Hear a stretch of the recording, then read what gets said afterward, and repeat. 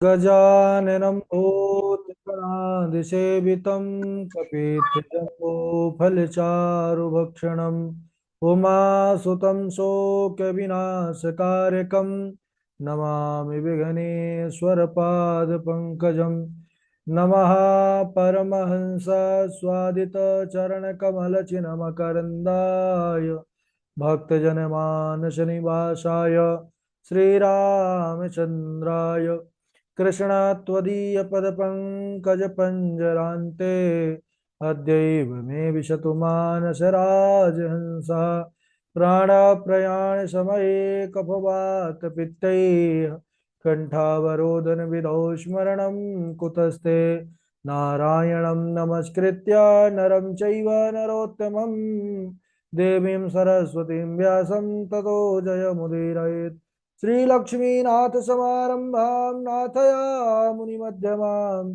अस्मदाचार्यपर्यन्तां वन्दे श्रीगुरुपरम्पराम् अञ्जनानन्दनं वीरं जानकी शोकनाशनं कपीशमक्षहन्तारं वन्दे लङ्काभयङ्करं भक्तिभक्त भगवन्त गुरो चतुर्नाम वपुएक जिनके पद वंदन किए नासत विघ्न अनेक। बोले वृंदावन बिहारी लाल की जय, भागवत महापुराण की जय, सुखदेव भगवान की जय। परम मंगलमय परात्पर अखिलेश्वर अचिंत कल्याण गुणगण निधान सर्वेश्वर सर्वाधिपति अकारण करुणा वरुणालय अकारण करुणाकारक सकल जन कल सापहारक परात्पर पर ब्रह्म सच्चिदानंद स्वरूप परमपिता परमात्मा श्री राधा गोविंद सरकार राधा रमण बाधाहरण श्री बांके बिहारी लाल का यह वांगमय शब्दमय विग्रह श्रीमद् भागवत महापुराण कोटि कोटि नमन कोटि कोटि प्रणाम। इस परम पावन पुराण ग्रंथ पारमहंसों की पावन संहिता को परमाराध्य नंद नंदन यशोदा नंदन ब्रजनंदन देवकी नंदन श्याम सुंदर श्री कृष्ण के पाद पद्मों पर कोटशा नमन नतमस्तक वंदन एवं अभिनंदन।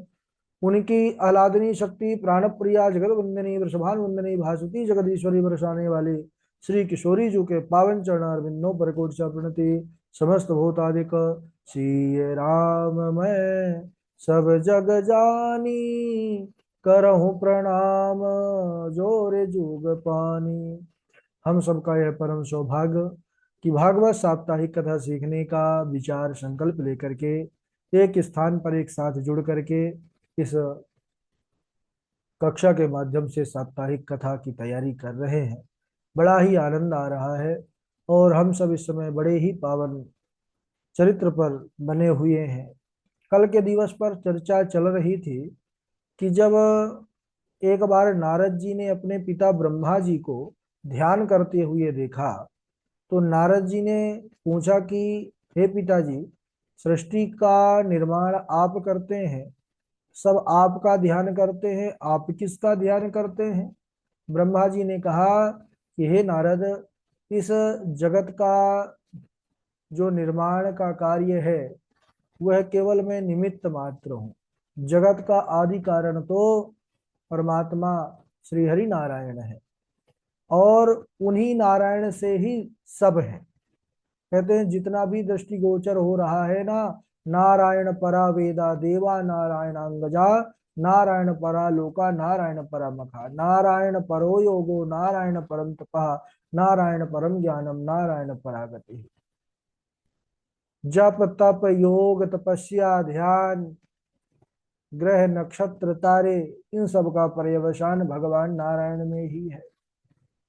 भगवान नारायण के मैं ध्यान में मग्न रहता हूँ। उससे होता क्या है? भगवान नारायण की निष्ठा से मेरा मन कभी असत्य संकल्प नहीं करता, वाणी कभी असत्य भाषण नहीं करती। उन्हीं भगवान के नाम पर मैं मग्न रहता हूँ।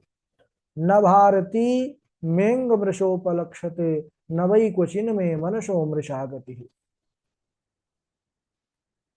तो नारद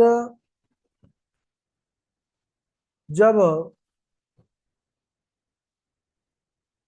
मैं विराट भगवान के नाभि कमल से प्रकट हुआ, मेरी उत्पत्ति हुई, चारों तरफ घूमा, कुछ दिखाई नहीं दिया, मेरे चार सिर हो गए, कमलनाल के सहारे जल में उतरा, हजारों हजारों वर्षों तक मैं नीचे की ओर गया, लेकिन उसका मूल भाग मुझे पता ना चला। लौट करके आया तो स्पर्शेषु यत् षोडशमेक विंश, 16वां और 20वां अक्षर ता और पा सुनाई दिया कि तप करिए, तो मैं उस आकाशवाणी को सत्य मान करके तपस्या करने लगा। तपस्या से भगवान नारायण प्रसन्न होकर के मुझे अपने बैकुंठ धाम का दर्शन कराए और फिर बोले कि हे ब्रह्मा जी, अब सृष्टि का आप विस्तार कीजिए, सृष्टि का निर्माण कीजिए। तो मैं भगवान से प्रार्थना किया कि हे प्रभु, आप की माया बड़ी बलवती है, क्योंकि यह जो सृष्टि है, जगत है, यह मायामय है, भगवान की माया से ही बना हुआ है। और कहीं मैं इस जगत का, सृष्टि का निर्माण करते हुए इसमें फंस ना जाऊं, मोहित ना हो जाऊं, इसलिए आप मुझे वह उपदेश प्रदान कीजिए, वह विमल ज्ञान प्रदान कीजिए, जिससे कल्प कल्पांतरों तक मैं सृष्टि करता रहूं लेकिन मोहित ना हूं। भगवान श्री हरि बड़े प्रसन्न हुए सज्जनों। और यहाँ पर सबसे पहले जिस भागवत को हम और आप सब सीखने के लिए जुड़े हुए हैं, यह भागवत का ज्ञान सबसे पहले यहाँ पर भगवान नारायण ने ब्रह्मा जी को प्रदान किया। लेकिन उसका स्वरूप था चार चतुश्लोकी भागवत, 4 श्लोकों में संपूर्ण यह ज्ञान प्रदान किया। और 4 श्लोकों में प्रदान किया, इसलिए इसका नाम ही पड़ा गया चतुश्लोकी भागवत। इन्होंने 4 श्लोकों में क्रमशः, पहले श्लोक में परमात्म तत्व का वर्णन, ब्रह्म तत्व जिसको कहते हैं, दूसरे में माया तत्व का वर्णन किया गया है, तीसरे में जीव जगत तत्व का वर्णन किया गया है, चौथे श्लोक में संसार सागर से मुक्त होने का उपाय बतलाया गया है। चतुश्लोकी भागवत को आइए हम सब बड़े प्रेम के साथ समझें, सुने। भगवान नारायण उपदेश कर रहे हैं, ब्रह्मा जी को बता रहे हैं कि अहमेवासमेवाग्रे नान्यद यद सद सत परम पश्चादहम यदेतच्च यो वशिष्येत सोऽस्मि हम। हे ब्रह्मा जी, अहम एव अग्रे, इस जगत के पूर्व केवल मैं ही था, मेरे अलावा और कुछ नहीं था। इस जगत के रूप में केवल मैं ही विद्यमान हूँ, और जब यह जगत नहीं रहेगा, पश्चात हम यदे तच यो वशिष्येत सोचते हम, केवल जो बचेगा अवशेष वह मैं ही रहूंगा। प्रीतेरथम यत प्रतीयेत न प्रतीयेत चात्मनि तद विद्यादात्मनो मायां यथा भाषो यथा तमः। दूसरे श्लोक में ब्रह्मा जी को समझा रहे हैं प्रभु कि ऋतेरथम यत प्रतीयेत, वास्तविक वस्तु उस परमात्मा को छोड़कर जिसकी प्रतीति होती है, उस आत्म तत्व परमात्मा की प्रतीति नहीं होती, तो उसे ही माया कहते हैं। यानी भगवान ही है सर्वत्र, लेकिन भगवान की माया जो जगत है, माया यद्यपि सही नहीं है, सत्य नहीं है, सत्य केवल परमात्मा है, फिर भी हम लोग सत्य जगत को मान लेते हैं और भगवान के तरफ कभी अपने आप को लगा नहीं पाते। तो यही भगवान की माया है महाराज, इसे ही माया कहते हैं। कैसे? जैसे आकाश में चंद्रमा एक है, लेकिन अब आंख के सामने जब हम उंगली इस प्रकार रखते हैं ना, तो वह दो दो चांद दिखाई देते हैं। चंद्रमा बस नहीं, कोई भी सामने की वस्तु होती है, अपने पलकों के ऊपर थोड़ा सा उंगली से जब हम स्पर्श करते हैं, उसको हम दबाते हैं, तो वह दो दो सामने रखी हुई जो वस्तु है, वह दो दो हम सबको प्रतीत होता है। वो उसका जो है द्वैत हमको देखने को मिलता है। जबकि सामने चंद्रमा एक है, आकाश में चंद्रमा एक है, लेकिन वह आग के सामने उंगली रखने पर दो मिथ्या ही, एक तो मिथ्या है, एक सही है। इसी प्रकार यह जगत तो है नहीं, लेकिन जगत माया के प्रभाव से जगत सबको दिखाई पड़ता है, परंतु जो सत्य है वह परमात्मा का ज्ञान नहीं हो पाता। कोई बिरला ही उस परमात्मा को प्राप्त कर पाता है। जैसे आकाश में राहु नामक ग्रह भी विद्यमान है, लेकिन वह किसी को दिखाई नहीं पड़ता। यथा महांति भूतानि भूतेषु चावचेष्वनु प्रविष्टान्य प्रविष्टानि तथा तेषु न तेष्वहम्। जैसे प्राणियों के छोटे बड़े शरीर में पंच महाभूत आकाश आदि पंच महाभूत होते हैं, लेकिन पहले से प्रविष्ट भगवान कहते हैं कि जो पंच महाभूत रूप में प्रविष्ट है वह मैं ही हूं, और मेरे अलावा जब कुछ है ही नहीं तो मैं प्रविष्ट नहीं भी हूं। एतावदेव जिज्ञासं तत्व जिज्ञासुनात्मनः अन्वय व्यतिरेकाभ्याम यत स्यात् सर्वत्र सर्वदा। यानी यह ब्रह्म नहीं, यह ब्रह्म नहीं, अथवा यह ब्रह्म ब्रह्म, इस प्रकार निषेध की पद्धति से या व्यतिरेक की पद्धति से सर्वथा यही सिद्ध होता है कि सब जगह वह ब्रह्म, वह परमात्मा विद्यमान है। तो जो परमात्म तत्व को जानना चाहते हैं उन्हें केवल इतना ही जानने की आवश्यकता है। हे ब्रह्मा जी, इस ज्ञान पर आप निष्ठ हो जाइए जिससे कल्प कल्पांतरों तक सृष्टि करते रहेंगे, लेकिन आप उस सृष्टि में मोहित न होंगे। इस प्रकार उपदेश दे करके भगवान नारायण अंतर ध्यान हो गए। सज्जनों, महाराज परीक्षित से सुखदेव भगवान कहते हैं कि हे राजन, इस भागवत में 10 लक्षणों का वर्णन किया गया है। 10 लक्षणों से युक्त यह भागवत है। कौन कौन से 10 लक्षण हैं? तो कहते हैं अत्र सर्गो विसर्गश्च स्थानं पोषणमूतयः मनवंतरेशानुकथा निरोधो मुक्तिराश्रयः। यहाँ पर 10 लक्षण कौन कौन से कहे गए? बोले सर्ग, विसर्ग, स्थान, पोषण, पूति, मनवंतर, ईशानुकथा, निरोध, मुक्ति और आश्रय। सर्ग क्या है? तो तृतीय स्कंद को सर्ग कहते हैं। इसमें सूक्ष्म सृष्टि का वर्णन किया गया है। चतुर्थ स्कंद को विसर्ग कहा गया है। इसमें ब्रह्मा जी से लेकर के संपूर्ण चराचर जगत की जो सृष्टि है, जिसको स्थूल सृष्टि कहा गया है, उसका वर्णन है। पंचम स्कंद को स्थान की संज्ञा दी गई है। स्थान क्या है? तो प्रतिक्षण यह विनाश की ओर बढ़ता हुआ संसार, नाश की ओर प्राप्त होता हुआ यह संसार को एक मर्यादा पर रखने से जो भगवान की श्रेष्ठता सिद्ध होती है, उसे ही स्थान कहते हैं। इसके बाद छठवें स्कंद को पोषण कहते हैं। यानी भगवान का अपने भक्तों के प्रति अहेतु की कृपा, यही पोषण है। सातवें स्कंद को ऊति कहते हैं। ऊति यानी जीवों की वे वासनाएं जो उनको कर्म बंधन में डालने वाली हैं, वह ऊति है। इसमें किस प्रकार हमको उन वासनाओं से ऊपर उठना है, कर्म बंधनों से किस प्रकार मुक्त हो सकते हैं, इस स्कंद पर वर्णन किया गया है।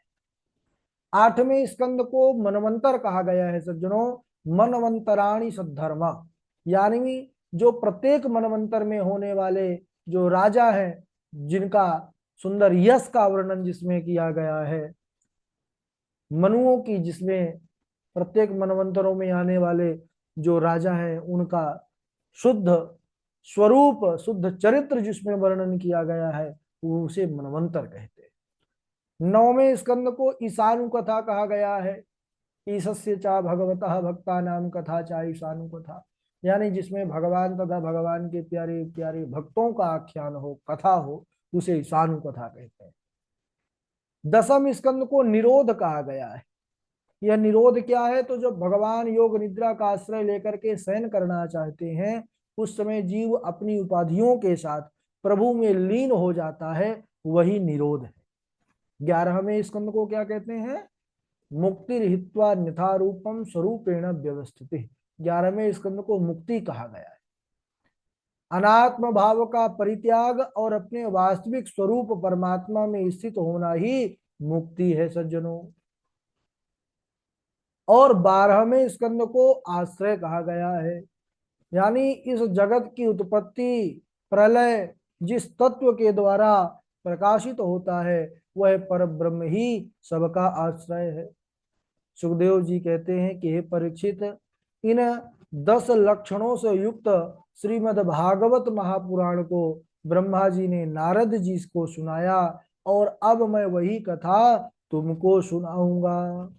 बोलिए वृंदावन बिहारी लाल की जय। इसके बाद राजा परीक्षित श्री सुखदेव जी से पूछते हैं कि गुरुदेव, विदुर जी का और मैत्रेय मुनि का जो समागम है, मिलन है, यह कहाँ पर हुआ, किस स्थान पर हुआ, दोनों के मध्य क्या वार्ता हुई, यह बतलाने की कृपा कीजिए। तब श्री सुखदेव जी कहते हैं, क्या कहते हैं, इसको हम अगले दिवस श्रवण करेंगे, आज यहीं तक। बोलिए भक्तवत्सल भगवान की जय। बारी बारी से सब लोग श्लोक सुनाएंगे। सर्वप्रथम श्लोक भावना जी, कृष्णा जी, कृष्णा जी के बाद हमारे वाजपेयी जी हैं, प्रकाश शर्मा जी हैं, और नीरज मिश्रा जी हैं, उमंग शुक्ला जी हैं, वैष्णवी तिवारी जी हैं, माही दीक्षित हैं, नीरज जी हैं, जय द्विवेदी जी हैं, उज्जवल मोहन दास जी हैं, और पुष्पराज जी हैं। ठीक है। और ओप्पो सी पी डिवाइस का जो नाम है, इसको हटा करके अपना नाम लिख लीजिए। चलिए प्रारंभ कीजिए। भावना तो आज जुड़ी नहीं है शायद, तो हमारे वाजपेयी जी प्रारंभ करेंगे। कृष्णा जी। कृष्ण। राधे राधे गुरु जी। हाँ, राधे राधे। आयो कर्म च वा वित्तं विद्या निधनं नेव च पश्चेतान् सृजन्ते गर्भस्तर एव देहिनाम् अकामा सर्वकामो वा मोक्षकाम उदारधि त्रिवेण भक्ति योगेन यजेत पुरुषं परम। राधे राधे। ठीक है, वाजपेयी जी के बाद कृष्णा जी, आप सुनाइए। राधे राधे गुरुदेव। राधे राधे, सुनाइए। आयु कर्मच्च वित्त विद्या निधनं एव च पच्यतैतानपि सुजन्तः गर्भस्य चैव देहिनाम्। कृष्णा जी, ये राधे राधे बताइए कि गुरुदेव। जो ग्रुप पर श्लोक आते हैं, उनको सुनते हैं आप कि बिना सुने ही आप अपने से पढ़ के याद करके सुनाते हैं? सुनते हैं गुरुदेव। नहीं नहीं, अभी मैं अच्छे से नहीं सुनते हैं, एक दो बार नहीं, कम से कम 20-25 बार सुनिए और एकदम शुद्धता से सुनाइए, ठीक है? ठीक है गुरुदेव। शुद्धि नहीं चलेगी, क्योंकि आप एक कथा व्यास जा रहे हैं बनने, और आप के मुंह से अशुद्धि निकलेगी तो लोगों को शुद्ध कैसे कर पाएंगे? ठीक है। हाँ गुरुदेव, ठीक है। हाँ हाँ, बिल्कुल। और इसके बाद प्रकाश शर्मा जी, आप सुनाएंगे। जी गुरु जी, राधे राधे। राधे राधे। जी। अहम भक्ति रीति ख्याता इमौ में तन्मयो मतः ज्ञान वैराग्य नामानो काल योगेन जर्जरो। जी राधे राधे। ठीक है। प्रकाश जी के बाद सुनाए माही दीक्षित, आप सुनाइए। राधे राधे गुरु जी। राधे राधे। आयु कर्म स च वितन्न च विद्या विनयन च पंचैतान विसर्जन्ति गर्भस्य संते हि देहिना। गर्भस्थस्यैव देहिनः। और शुद्ध याद करिए, ज्यादा से ज्यादा उसको सुनिए, रिकॉर्डिंग को। जी गुरु जी। राधे वैष्णवी राधे। तिवारी जी। राधे राधे गुरुजी प्रणाम। हाँ, राधे राधे। आयु कर्मं च वित्तं च विद्या निधनं नैव च पञ्चत्यानपि सृज्यन्ति गर्भस्थवदेहिना अकामात् गर्भस्थस्यैव देहिनः। सर्वकामो। क्या गुरुजी? गर्भस्थस्यैव देहिनः, एकदम स्पष्ट बोलना है, कोई एक अशुद्धि। गर्भस्थैस् गर्भस्थैस्तव्यदेहिना अकामा सर्वकामो वा मोक्षकामा उदारति तीव्रेण भक्ति योगेन यजेत पुरुषं परम। जी गुरुजी। ठीक है। और इनके बाद सुनाए उमंग जी, जय द्विवेदी जी, उज्जवल मोहन दास जी। जी गुरु जी प्रणाम। सुनाइए। आयु कर्म च वित्तम विद्या निधनमेव च पंचेतानपि सज्जन्ति गर्भस्थस्यैव देहिन। जी गुरु जी। हम्म, ठीक है। उज्जवल मोहन दास जी, जय द्विवेदी जी। राधे राधे गुरुजी, चरण स्पर्श। हाँ, सुनाइए। आयुः कर्मञ्च वित्तञ्च विद्या निधनमेव च पञ्चेतान्यपि सृज्यन्ति गर्भस्थस्यैव देहिनः। अकामः सर्वकामो वा मोक्षकाम उदारधी तीव्रेण भक्तियोगेन यजेत पुरुषं परम्। राधे राधे गुरुजी, प्रणाम। हाँ, राधे राधे। और पुष्पराज जी। जी गुरु जी प्रणाम। हाँ। माता शिशूनां निधनं सुतानं निशम्य घोरं परितप्यमाना तदा रुदद्बाष्पकलाकुलाक्षी तां सान्त्वयन्नाह किरीटमाली। हम्म,